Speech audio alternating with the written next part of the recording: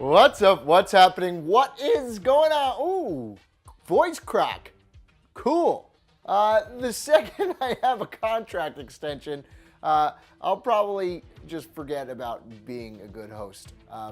That's... Am I a good host if I just did that? A lot of athletes are probably also going to forget to be good when they sign big contracts. We've seen it before, and these are the people who have done it so far. These are 10 NFL players who fell off after signing a huge contract. And a big shout out to On Maxon RS for suggesting this video. I just saw Black Panther in IMAX. On Maxon, we're in the same boat. Eric Decker, after a pair of 1,000-yard seasons with the Broncos, Decker left Peyton Manning to join Geno Smith and the New York Jets. In 2014, Decker signed a 5-year deal worth $36.25 million. He'd spent 3 years in the Meadowlands, only one of those for 1,000 yards. Decker was released in 2017 and then signed with the Tennessee Titans. I just feel, kind of weighing all the different decisions and factors that go into it for us. So I think tell Tennessee we go with them. He only caught one touchdown and was pretty much a non-factor throughout the entire year. Josh Norman. He was a bit of a late bloomer and had a Pro Bowl season for the Panthers in 2015 and helped them reach Super Bowl 50. But the two parties couldn't agree on a new contract, and Norman entered free agency in 2016.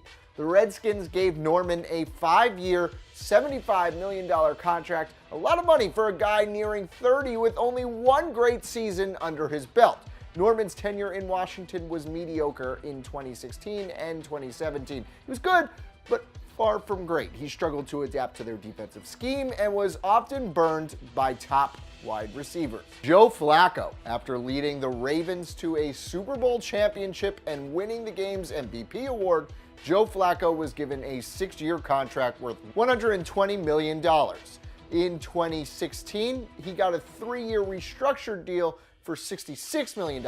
But since that 6-year deal in 2013, they've only made the playoffs once.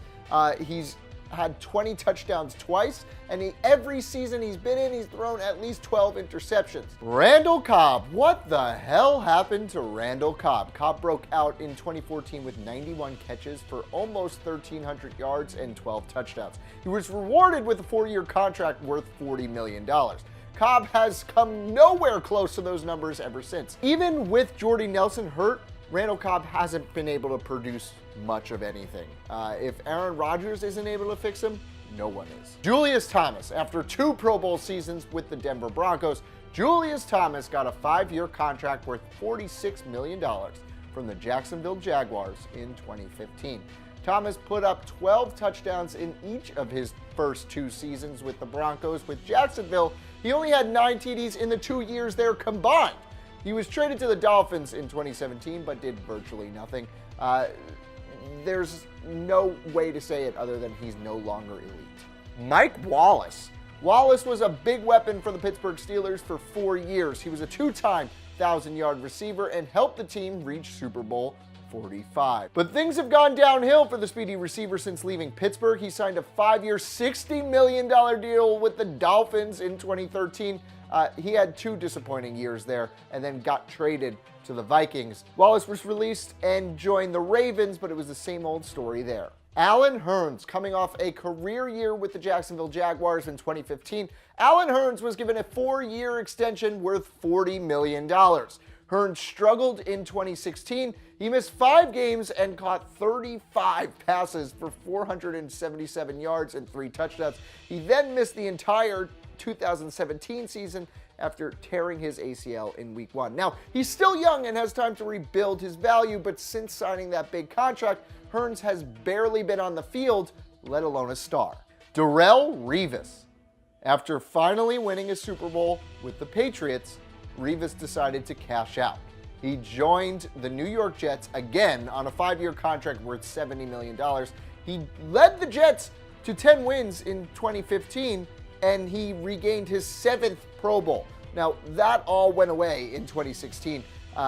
He was no longer a shell of who he was. He was getting beat by top receivers and rookies and backups and everybody. The Kansas City Chiefs gave him a 2-year deal during the 2017 season, but Revis is without a doubt no longer a Pro Bowler. DeMarco Murray. After winning the 2014 rushing title and leading the Dallas Cowboys to the playoffs, DeMarco Murray took a risk. He opted to pass on sticking with the league's best offensive line and chased a 5-year, $42 million deal with the Eagles. He had an awful year in Philly, averaging just 3.6 yards per carry, and he had a pretty strong first year when he moved to Tennessee, but now he's lost his job to Derrick Henry. So Andrew Luck. It was a no-brainer for the Colts to give Andrew Luck a 6-year, $140 million extension in 2016. He had led his team to the playoffs 3 times, including the 2014 AFC Championship game. But 2016 was a rough one for Andrew Luck.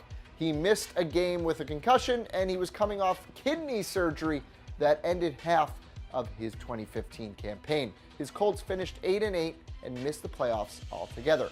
Luck then missed the entire 2017 season, requiring shoulder surgery in the offseason.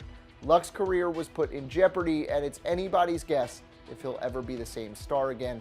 The $140 million price tag hasn't been worth it yet for the Colts, but I really hope Andrew Luck is able to regain his elite form one day. It would be good for the league. What other players fell off after getting a big contract? Let me know in the comments down below. Let me know if I should get a raise. I'll take one. Until next time, I'm Mike Cantalupo. Thanks for watching.